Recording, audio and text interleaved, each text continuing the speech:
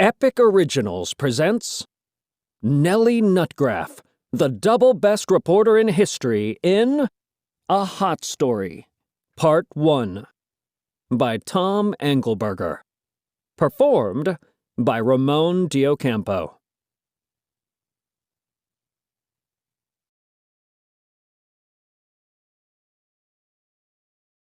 Warning! Welcome to the least educational series of all time. Nellie Nutgraf is a newspaper reporter who covers the biggest stories in history. But it's not the history like they teach in school. It's a wacky version where everything happens at once, including a lot of things that didn't really happen. For example, Abraham Lincoln didn't really eat a pastrami sandwich while a volcano exploded. So, don't turn that in for your homework, or you'll get an F-. This book is about Nellie's first story. A volcano explodes, Bigfoot is found, and an angry member of the royal family chases Ben Franklin around. Nellie is determined to get it all on the front page of the big city big news. Will it be tough? Yes. Will it be dangerous? Yes. Will it be historically accurate? Never. Chapter 1. Hi, I'm Paul Bunyan. You know, the giant lumberjack guy. Right, that's me. Please forgive me if you find a spelling error or two. I'm a-writing this down with a giant tree stuffed with coal.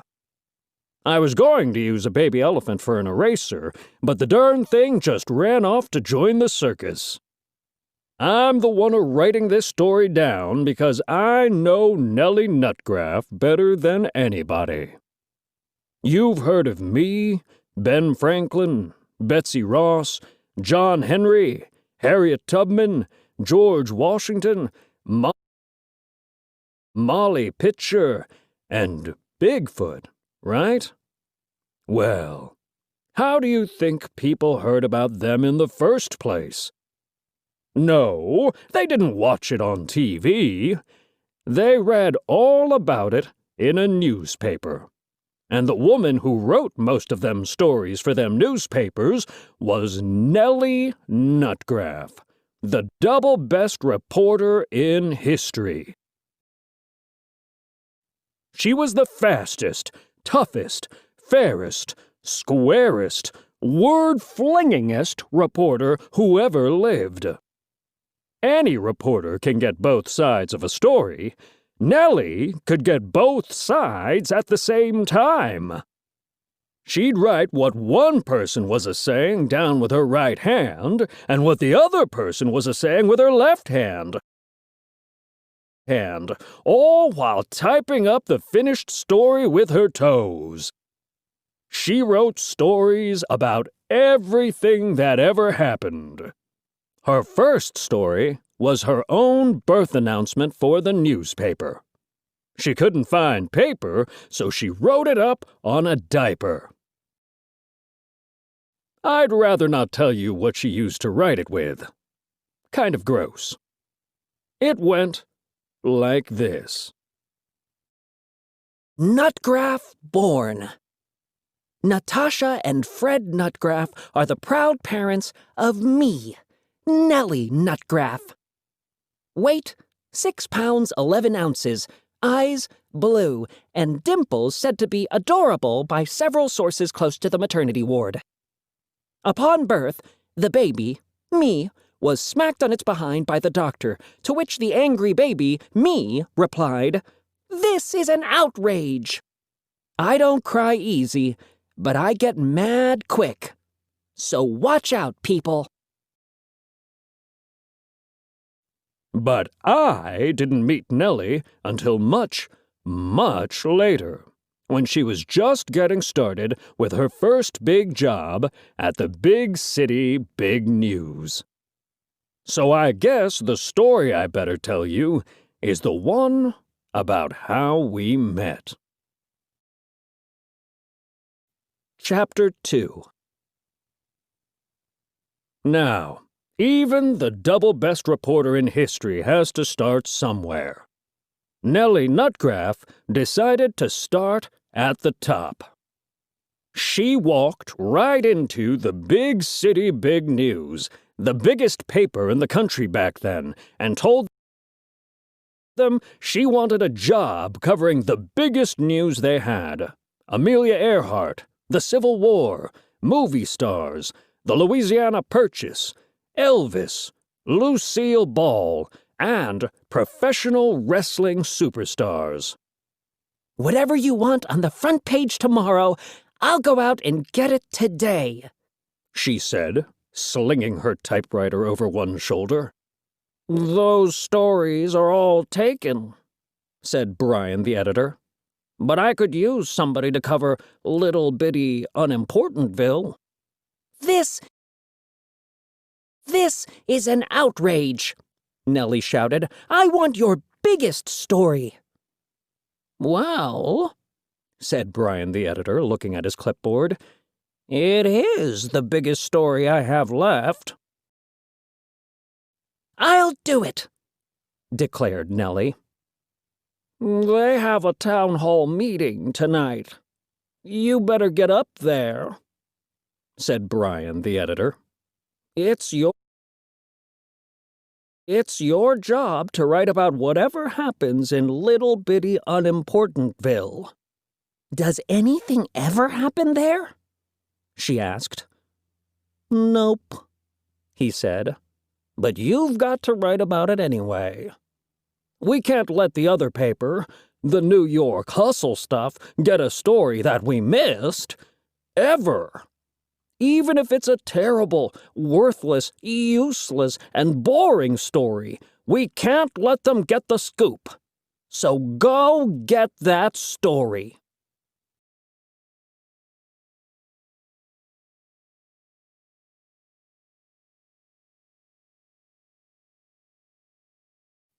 Chapter 3. Nellie was determined to write the greatest story ever about little bitty unimportantville. She sharpened her pencil, opened a new notebook, and polished her typewriter. You folks do know about typewriters and ribbons, right? Just imagine a computer that doesn't compute and weighs as much as a large goat. And instead of a screen, it has a piece of paper. When you press a key, a metal bar whacks into an inky ribbon and leaves a mark on the paper.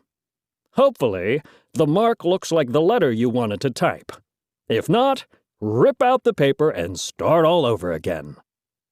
Nellie put a fresh ribbon in her typewriter and used the old one to tie up her hair. Then she put on her best pair of blue jeans and her fanciest flannel shirt. She even cleaned the grime off her glasses, which she usually forgot to do. Then she called a taxi and rode out to little bitty unimportantville. It was all the way on top of Mount McMadge, and the horse pulling the taxi got tired, so the horse got in and Nellie got out and pulled it the rest of the way up the mountain. That's how badly she wanted to get the story. Because she was so much faster than the horse, she got there early. She ran into the town hall, which was also the high school gym. She sat in the front row and got ready to write down all the action. For the first hour, nothing happened other than the gym teacher pumping up basketballs.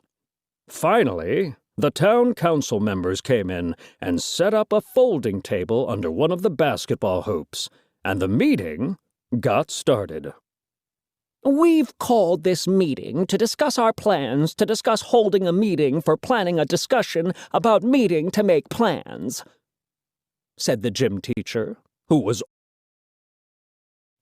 also the mayor. Please limit your comments to half an hour each. Then everybody took turns a talking and a yammering and a blathering and a wheezing and a whining and a complaining and a boasting and Nellie fell asleep. She woke up when the mayor banged a gavel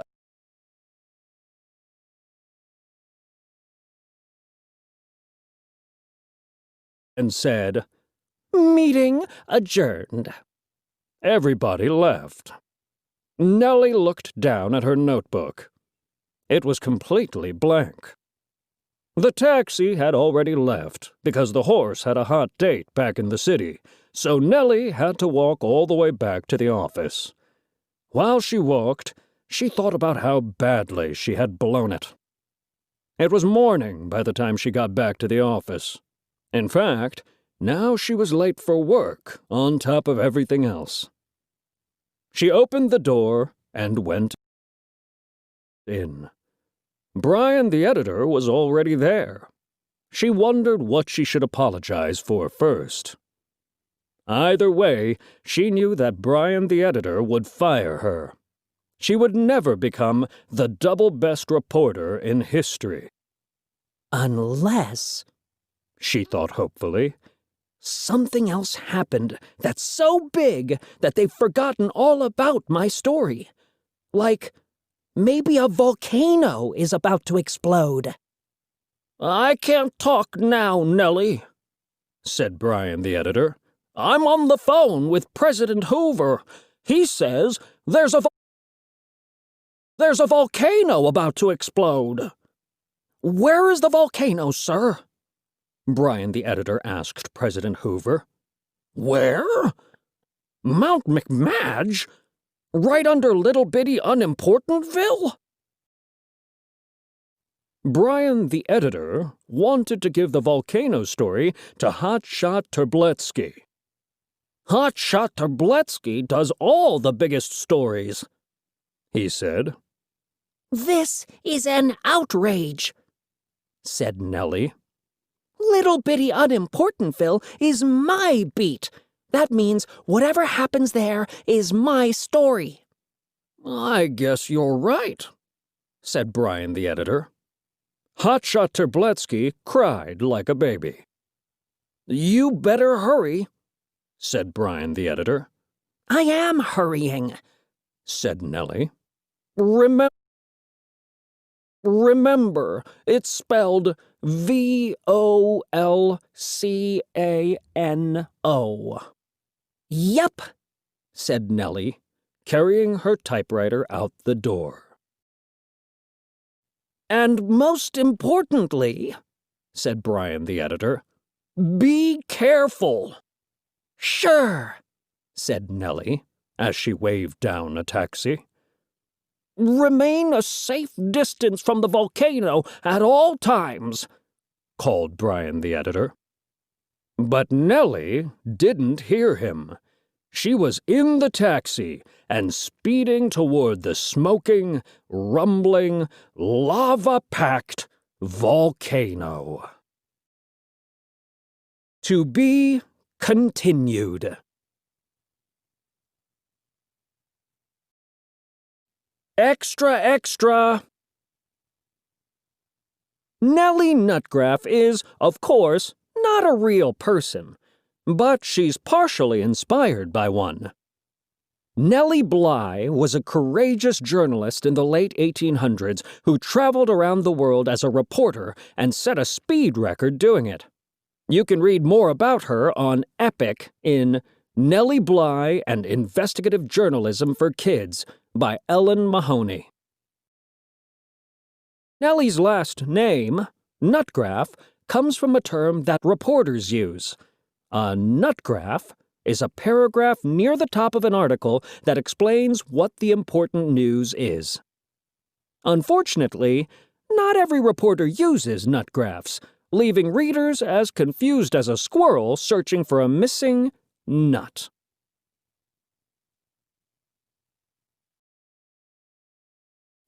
What sort of mess does Nellie get into? Find out in A Hot Story Part 2 of 3. Available now. Epic Originals. This is Ramon Diocampo. We hope you have enjoyed this unabridged production of Nellie Nutgraf, the double best reporter in history, in A Hot Story, Part 1, by Tom Angleberger. This program was produced by Dion Audio Services. Text copyright 2018 by Tom Angleberger. Production copyright 2018 by Epic Creations, Inc. All rights reserved. Thank you for listening.